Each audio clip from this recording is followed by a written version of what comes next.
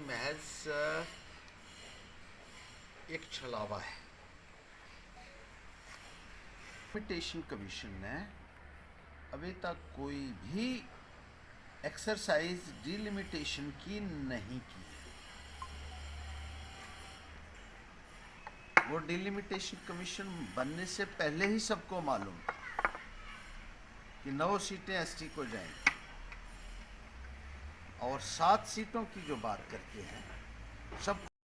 हाल ही में जो meeting delimitation commission ने एसोसिएट मेंबर्स के साथ की है वो महज एक आई वॉश साबित हुई है। उस मीटिंग से कोई भी आउटपुट नहीं निकली है और ना ही डिलिमिटेशन कमीशन के पास एसोसिएट मेंबर्स के साथ शेयर करने के लिए कुछ था। डिलिमिटेशन कमीशन ने महज ये कहा है कि 9 सीटें एसटी के लिए रिजर्व होंगी, जो सबको मालूम था क्योंकि जम्मू कश्मीर में एसटी के लिए 10% रिजर्वेशन है और 90 सीटों का 10% 9 आता है। एससी के लिए 8% रिजर्वेशन है और 90 सीटों का 8% 7 सीटें आती हैं, ये भी सबको मालूम था और डिलिमिटेशन कमीशन का गठन होने से पहले ही मालूम था। डिलिमिटेशन कमीशन ने महज ये कहा कि 7 में से 6 सीटें जम्मू को, ये भी नहीं बताया कि वो कौन कौन सी सीटें होंगी और रिजर्व कौन कौन सी सीटें होंगी और ना ही 90 सीटों की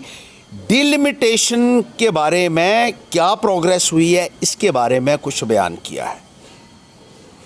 साफ नज़र आता है कि कोई भी कारकर्दगी डिलिमिटेशन करने की नए सिरे से जम्मू कश्मीर में 90 सीटों की हदबंदी करने के लिए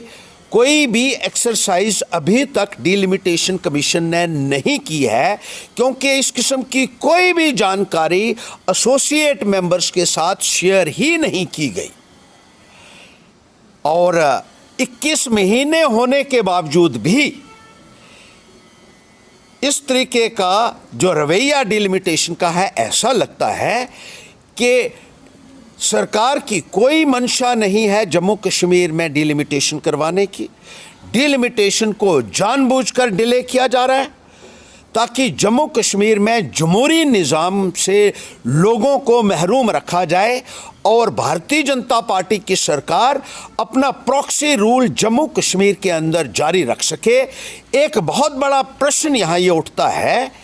कि 2 साल में आपसे कोई भी कार्रवाई डिलिमिटेशन करने के लिए 90 सीटों की नहीं हुई, लेकिन 2002 में जब डिलिमिटेशन कमीशन का गठन हुआ जस्टिस कुलदीप सिंह जी की अध्यक्षता में, तो पूरे हिंदुस्तान की डिलिमिटेशन हुई जिसमें 4121 असेंबली सीटों की डिलिमिटेशन हुई